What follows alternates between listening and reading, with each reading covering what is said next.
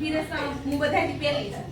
દશામાની વાર્તાની ચોપડી અને ફળ. અને હવે 4 વાગે જવાનું છે સત્સંગમાં અને દાંડિયા રાસ પણ લેવા થોડીક વાર.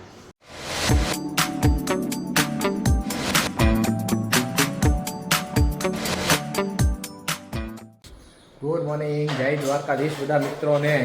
ફરી આવ્યા ને મિનિટ આપણે ગિરનારમાં આવી ગયા પાછા ઘરે અને અત્યારમાં બ્રેકફાસ્ટમાં શું થાય છે જોઈએ છીએ. આજે તો ભાઈ વાહ, પૌવા બટેટા અને ગરમા ગરમ ચા. સરસ. ગુડ મોર્નિંગ, જય દ્વારકાધીશ ફ્રેન્ડ્સ. કેમ છો બધા? મજામાં જ હશો. અને આ જો ગરમા ગરમ ચા અને પૌવા બટેકા ખાવા અત્યારમાં આવી જાવ. ચાલો. આજ બ્રેકફાસ્ટ ભાઈ કઈ અલગ છે, આજે ભાખરી નથી. અને કાલે એક મસ્ત મજાની કોકે કોમેન્ટ કરી હતી, નામ તો નથી મને યાદ, કીધું કે તમારી લવ સ્ટોરી વિશે વિડીયો બનાવો. એ લવ સ્ટોરી અમારે તો અરેન્જ મેરેજ થયા છે, એટલે મેરેજ થઈને પછી લવ થયો છે અમારે લવ. એટલે પેલા લવ નહોતો, એટલે લવ સ્ટોરી કરતા અમારી સંઘર્ષની સ્ટોરી બહુ જબરદસ્ત છે. જે અમને ઓળખે છે એ લોકોને તો ખબર છે કે અમે કેવો સંઘર્ષ કર્યો. બહુ નાની ઉંમરમાં, હું લગભગ 22-23 વર્ષની હતી, રોહિત 27 વર્ષના હતા, ત્યારથી અમે સંઘર્ષ કરી છે. અને કેવો સંઘર્ષ કે એ સમયમાંથી નીકળવું મુશ્કેલ. એ સંઘર્ષની કહાની ક્યારેક કહેશું, બહુ જબરદસ્ત છે, બહુ મજા આવશે તમને પણ. અને અમારામાંથી ઘણાને જાણવા મળશે અને શીખવા પણ મળશે કે આવો સમય આવ્યો હોય તો શું કરવું જોઈએ. એટલે ઘણા બધા બહુ નાની ઉંમરમાં બધું બહુ જોઈ લીધું છે, એટલે બહુ સમજ અને બધી બહુ કઈ રીતે રહેવું, બધું એ કેવા માણસો હોય બધું સમજાઈ ગયું છે.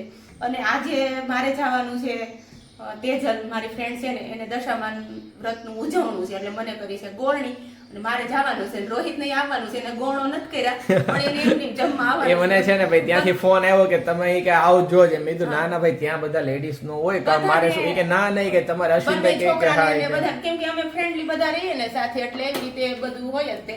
પણ છોકરાઓ સ્કૂલે ગયા છે, કાર્તિક નું ટિફિન બનાવવાનું હતું, એટલે મેં બ્લોગ ચાલુ નહોતો કર્યો કેમ કે મારે ક્યાંય જવાનું મોડું થતું હતું. એટલે રોહિતને કહો તમે હાલો શરૂઆત કરી દો આજે. તો એને શરૂઆત કરી દીધી. અને હવે બીજી તો ઘણી બધી વાતો છે મનમાં. ગિરનારમાં કેમ મજા આવી એ કયો? ગિરનારમાં જબરદસ્ત મજા આવી. મિની ગિરનાર હે, તરસિંગડો ડુંગર. તરસિંગડો ડુંગર. અને જે નજીકમાં આટલામાં જે બ્લોગ જોતા હોય ને એ જરૂરથી જાજો. દૂર રહેતા હોય કે વન ડે માં તો વન ડે પિકનિક ન થઈ શકે, પણ આટલામાં જે હોય અમરેલી જિલ્લો, એટલે વન ડે પિકનિક એટલે મતલબમાં આપણે વન ભોજન કેમ કરતા એમ જમવાનું સાથે લઈને ગયા હોય તો વન ડે પિકનિક ની રહેવાની સુવિધા નથી. પણ એવું થોડું આપણો બ્લોગ કઈ આટલામાંથી જ જોતા હોય એમ મારું કહેવું. હાલે રોકાવાની. હા, વલસાડમાં એક બેન નો સાપુતારા થી જોવે છે, નક્કી કે સાપુતારા આવો, એટલે ઘણી જગ્યાએ આપણને નો ખબર હોય ક્યાં ક્યાં આપણો બ્લોગ જોવા. મતલબમાં રહેવાની સુવિધા નથી, પણ દિવસ દરમિયાન આખો દિવસ વિતાવી શકીએ તેમ. નાઇટ હોલ્ટ ત્યાં કરી શકાય એમ નથી. હા, અને ચોમાસામાં જ જવાનું, મતલબ ચોમાસામાં. અને મસ્ત મજાનું લોકેશન, માઇન્ડ એકદમ ફ્રેશ થઈ જાય. બહુ સરસ છે. પવન આવતો હોય ને મોરલા બોલતા હોય, મોરલા બોલતા એનો અવાજ કેટલો આવતો હોય એમ. બહુ સરસ જગ્યા છે, બહુ મજાની જગ્યા છે. અમને તો જો કે અહીંયા રહેતા હતા, કેટલા બ્લોગ બનાવ્યા અમે, જર્ની ના બ્લોગ બનાવતા તો ઘણી જગ્યા લગભગ અમે લઈ લીધી હતી, પણ આ અમને ખબર નહોતી. આ કાલે બ્લોગ બનાવ્યો. ચાલો બ્રેકફાસ્ટ ની તૈયારી કરાવી દો. બ્રેકફાસ્ટ કરી લઈએ. વાતોમાં જો ચા મૂકી છે પણ ગેસ બંધ થઈ ગયો તો પાછો શરૂ કર્યો છે. અને હવે બ્રેકફાસ્ટ કરી લઈએ મિત્રો. અને બ્રેકફાસ્ટ કરીને પછી જે આમ કીધું છે કે ભાઈ વ્રત છે, ઉજવણું છે, ત્યાં જવાનું છે, ત્યાં જઈએ અને પછી આગળના બ્લોગમાં મળીએ. જય દ્વારકાધીશ. જય દ્વારકાધીશ. જો તેજલની ઘરે પહોંચી ગયા છીએ અને દશામાનું ઉજવણું છે, એટલે મહેમાન પણ આવ્યા છે. આ બેન છે ને ઓળખતા તમે નહીં હોય, આ છે અશ્વિનભાઈના ભાભી છે. અને આ બેનને તો ઓળખો છો, આપણે ગઢડા મળ્યા હતા બ્લોગમાં. અશ્વિનભાઈના મોટા બેન છે. હા, અને આ નાના બેન છે. અને બાને તો આપણે મળતા જ હોય બરાબર ને. આ મહેમાનને હું નથી ઓળખતી, પહેલી વાર મળી છું. શું ઠીક, ગીતાબેનના નણંદ છે. અને આ અશ્વિનભાઈ છે.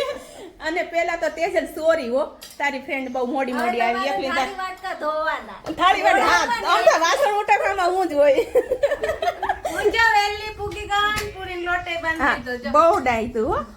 પછી એમાં એવું છે ભાઈ, મારે આજ કાર્તિક નું ટિફિન મોકલવાનું હતું ને, એટલે મોડું થઈ ગયું. નહીતર મારી ફ્રેન્ડ ની ઘરે મારે આવવું જ પડે, મારી ફરજમાં આવે, વહેલા આવવું પડે ભાઈ રસોઈ કરાવવા.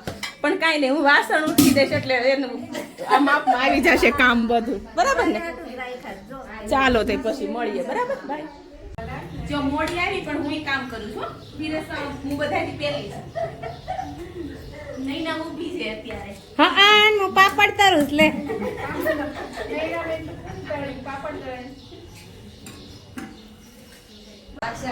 જમવા બેસી ગયા છે. આજ તો મસ્ત મજાના લાડવા, ખમણ ને પૂરી ને ધબધબાટી બોલાવાની છે ગૌણી છે. કેમ આને તો ગુલાબજાંબુ યાદ આવ્યા અત્યારે.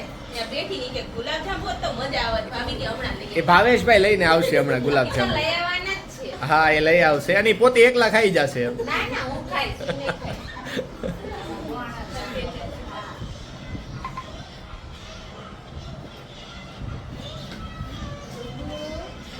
ગૌણી થયા તો જમીને આવી ગયા અને ગિફ્ટમાં આ મળ્યું છે. જો મસ્ત મજાની ડીશ, પ્રસાદની છે ડીશ.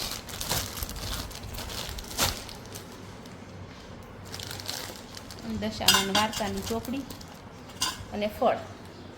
અને હવે 4 વાગે જવાનું છે સત્સંગમાં અને દાંડિયા રાસ પણ લેવા થોડીક વાર. એટલે મજા આવશે. વિડીયોમાં છેક સુધી જોડાયેલા રહેજો. આજે મોજ કરવાની છે. વિહાનને એને પાછી કુલર ખાવી છે. બોલો કે મમ્મી કુલર બનાવી દો ને, કે સાતમના દિવસે કુલર બનાવી ને તો આજે પાછી યાદ આવી. હવે એના માટે કુલર બનાવવું. હોમવર્ક થઈ ગયું હતું લ્યો એમાં કરાયું. વાહ સરસ. મેજિક બુકમાં. વાહ. તુલસીના પાંદડા શ્યામ વસે.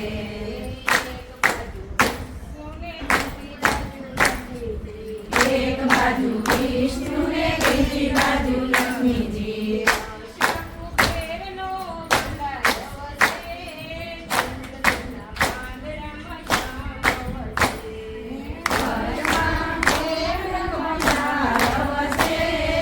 તુલસીના પાંદમાં શ્યામ વસે. શ્યામ રે ભજન રાધે ગોવિંદા.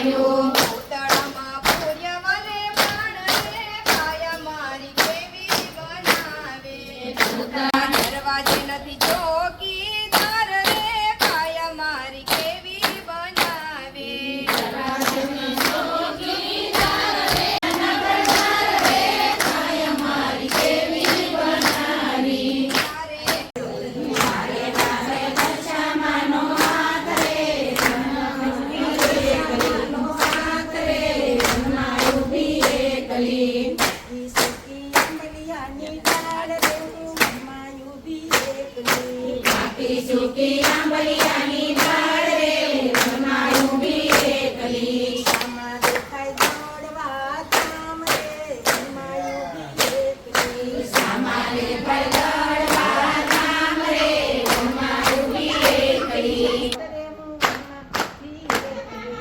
મારે મારે ના મારા ગાવે છે. મારે વાસે મેરવાળા મારા મારા આવે છે. મારે આવતા હતા ત્યારે ઓલા પ્રોગ્રામમાં નાખી દો.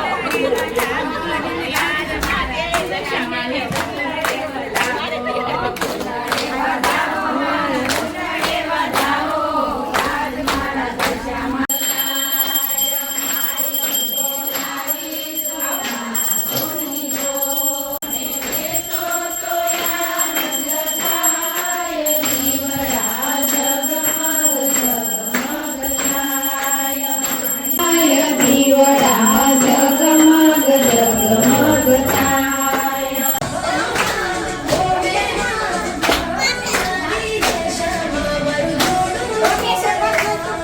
આજે સત્સંગમાં બહુ મજા આવી અને દશામાનું ઉજવણું પણ તેજલને થઈ ગયું અને બધાએ આશીર્વાદ પણ બહુ સરસ આપ્યા અને કેમ બહુ મજા આવી. કાબેન સત્સંગમાં બહુ મજા આવી અને આજે હવે વિડીયો પણ એન્ડ કરવાનો સમય આવી ગયો છે.